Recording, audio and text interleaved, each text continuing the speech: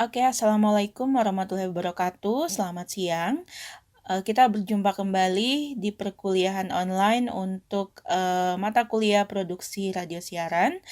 Kali ini kita sudah memasuki minggu ketiga dan juga minggu 4 dengan topik yang sama yaitu sejarah perkembangan radio siaran 1 dan 2, di mana kita akan melihat sejarah radio dari penemuan alatnya, teknisnya seperti apa, lalu juga melihat perkembangan radio di berbagai negara.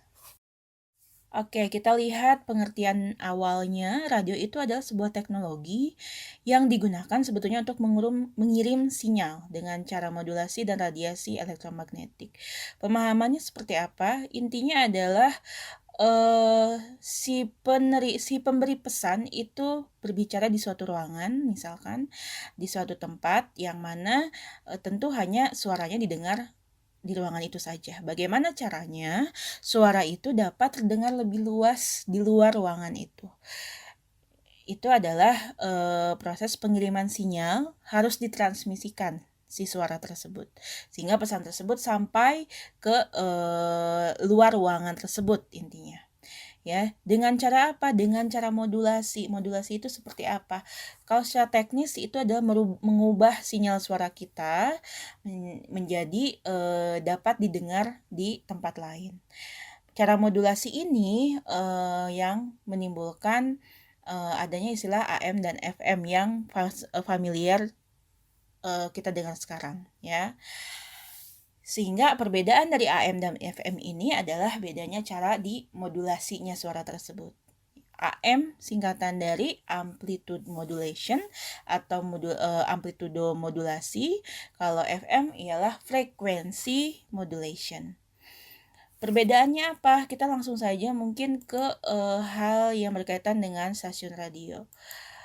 Kalau secara kualitas, kita tentu juga biasanya mendengarkan yang FM. Kenapa? Karena FM ini dia itu lebih bebas dari gangguan, baik gangguan di udara, gangguan di atmosfer, maupun interferensi yang tidak diharapkan. Berbeda dengan AM. Kalau AM dia mudah terganggu sehingga kualitasnya pun tidak baik. Tapi secara jangkauan AM lebih luas jangkauannya dibandingkan FM, ya. Kalau di daerah-daerah terpencil itu AM masih bisa dapat kita nikmati. Kalau FM biasanya berapa puluh kilo sudah hilang. Ya, kenapa? Karena tadi perbedaan dari kerapatannya. Bisa dilihat di gambarnya di PowerPoint, sudah saya tambahkan juga, ya. Intinya adalah terkait dengan kualitas, kalau terkait dengan radio siaran. Sehingga bentuk siarannya kalau di AM itu biasanya digunakan hanya untuk radio berita atau hanya talk show biasa, ya. Kalau di FM itu sudah lebih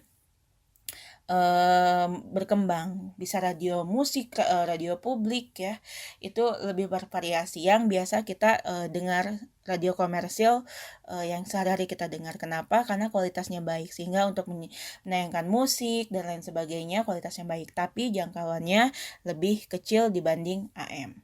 Sederhananya seperti itu, ya. Sehingga dari pengertian awal ini, teknologi dari awalnya adalah pengiriman sinyal dengan cara modulasi, yang sekarang kita kenal ada istilah AM dan FM. Oke, lalu pertama kali ditemukan untuk alatnya yaitu ada namanya DEN. Untuk tahunnya setelah saya cek mayoritas menuliskan tahun 1802, di mana dia menemukan tentang cara penerimaan pesan dalam jarak pendek. Nah, penemuan DEN tadi masih sangat sederhana, di mana dia hanya menggunakan kawat yang dialiri listrik, namun dia menyadari bahwa terjadi proses penerimaan pesan walaupun dalam jarak pendek. Nah, perkembangan selanjutnya berkaitan dengan radio, yaitu oleh James Maxwell pada tahun 1865 dengan dia menemukan rumus-rumus yang mewujudkan gelombang elektromagnetik. Di mana tadi di awal kita tahu pengertiannya bahwa radio itu adalah teknologi yang memanfaatkan gelombang elektromagnetik. ya, sehingga penemuan ini pun penting dalam kita memahami sejarah radio. James Maxwell juga dikenal dengan rumus-rumusnya itu karena dia ahli fisika, dia dikenal sebagai scientific father of wireless. Nah, dari penemuan Maxwell tersebut dilanjutkan oleh Heinrich Hertz tahun 1884. Ini dia menemukan adanya permukaan dari logam yang cocok sehingga gelombang elektromagnetik dapat direfleksikan pada suatu cahaya. Oke, terkait tadi gelombang elektromagnetik yang merupakan bagian dari perkembangan penemuan radio. Nah, gelombang elektromagnetik sendiri adalah gelombang yang memancar tanpa media rambat. Ya, bentuk muatannya adalah energi listrik dan magnet sehingga disebut elektromagnetik. Bentuknya seperti apa sih? Nah, gelombang elektromagnetik ini meliputi tidak hanya yang kita kenal sebagai gelombang radio, tapi juga meliputi cahaya, yang mana itu panjang gelombangnya sudah berbeda sehingga kita dapat melihat. Kalau radio kan atau suara hanya terdengar. Ada sinar X, sinar gamma, sinar ultraviolet dan lain sebagainya. Ya, yang mana itu tergantung dari panjang pendeknya gelombang. Oke, saya lihat di sini dari berbagai sumber bahwa gelombang elektromagnetik dimanfaatkan secara luas untuk pemanfaatan yang berbeda-beda. Ada sinar X di bidang kedokteran, ya, kemudian ada namanya sinar inframerah untuk transmisi data. Kemudian ada gelombang radio yang dimanfaatkan tadi untuk mentransmisikan, meneruskan sinyal untuk jarak yang sangat jauh yang tidak bisa dicapai oleh gelombang inframerah. Ya, gelombang radio ini dipakai pula oleh baik stasiun radio maupun stasiun televisi. Ya, dimana kalau stasiun televisi itu hasil akhirnya adalah berupa gambar yang dapat kita lihat. Oke, jadi intinya ini adalah gelombang elektromagnetik ini pemanfaatannya sangat banyak bagi kehidupan manusia. Nah, lalu penemu selanjutnya, tokoh selanjutnya adalah Guglielmo Marconi tahun 1894, di mana Marconi ini dikenal dengan bapak radio ya, penemu radio. Kenapa? Walaupun dalam sejarahnya saya baca ada persaingan dengan fisikawan lain, Nikola Tesla ya. Kalian bisa dapat baca sendiri kalau ingin tahu lebih dalam. Intinya adalah secara umum yang dikenal dengan penemu radio adalah Marconi.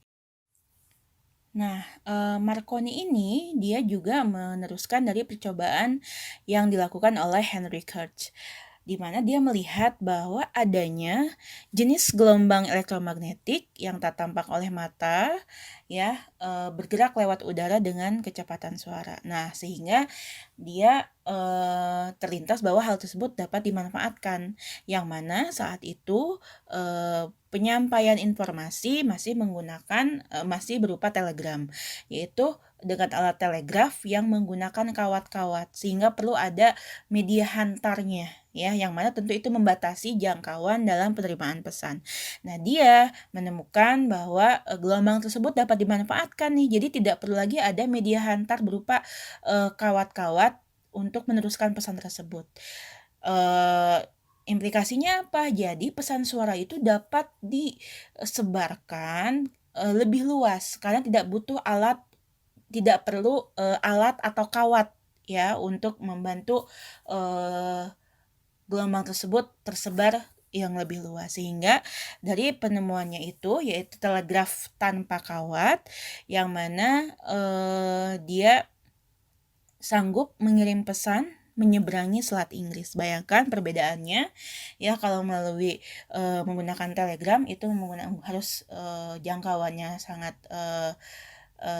pendek. Ketika menggunakan tadi memanfaatkan gelombang elektromagnetik ya yang kita kenal sekarang AM, FM dan mungkin yang lainnya jenisnya, itu dapat mentransmisikan, menyampaikan sinyal berupa suara ya ke area yang jangkauan yang lebih luas. Selanjutnya ada William Albeck tahun 1901 dalam bukunya berjudul Modern Public Opinion. Ia menyempurnakan penemuan Marconi di mana tadi telegraf tanpa kawat itu telah dapat dilakukan melintasi Samudra Atlantik. Itu adalah perkembangannya pemanfaatan dari penemuan Marconi tadi. Nah, untuk slide selanjutnya ini adalah beberapa informasi bagaimana radio saat itu digunakan. Jadi kita melihat ini radio sebagai teknologinya ya, bukan langsung melihat bahwa radio ini adalah siaran yang kita ketahui saat ini gitu ya, ada penyiarnya, ada musik. Tapi dari teknologinya radio ini tentu zaman dahulu adalah digunakan untuk kebutuhan perang ya, penyampaian informasi, pesan yang mana jadi lebih luas tanpa memerlukan alat bantu, alat hantar, kawat-kawat atau kabel-kabel tadi. Radio pertama yaitu The Wireless Telegraph Company di Italia, produksinya yaitu mengirim pesan tanpa menggunakan kabel melewati jarak yang cukup jauh. Ya, baru di tahun 1919 itu adalah rangkaian siaran pertama dari sebuah radio. Lalu di sini ada beberapa contoh bagaimana radio ini digunakan oleh maritim untuk mengirim pesan telegraf menggunakan kode Morse antara mereka yang ada di kapal dengan yang mereka ada di darat. Kode Morse mungkin kita tahu merubah huruf-huruf dan angka-angka ke dalam bunyi-bunyian. Ya, ada kalau kita tahu misalkan kalau angka A titik titik kemudian titik lama panjang, itu A misalkan. Nah, itu adalah kode Morse. Untuk materi 4 sudah saya rapikan dalam satu slide ya, agar kalian juga mungkin lebih mudah. Ini sebetulnya hanya berisi sejarah di berbagai negara mengenai terkait radio. Sehingga mungkin saya juga tidak menjelaskan banyak, kalian bisa membacanya ya. Yang jelas di sini adalah yang perlu kita perhatikan bahwa tahunnya ya, bisa kita lihat dari tahunnya, apalagi di negara-negara Eropa yang mana berasalnya teknologi radio ini, umurnya itu sudah sangat tua ya dibanding teknologi atau media-media yang kita kenal sekarang. Penemuannya adalah lebih dahulu, sehingga tidak salah jika dahulu radio merupakan media utama dalam penyampaian pesan, begitupun terkait dengan media massa. Ya, di Indonesia pun sama, itu pada tahun 1925 di mana tentu kita masih di bawah penjajahan Belanda, sehingga peruntukannya pun radio-radio tersebut di bawah Belanda gitu ya.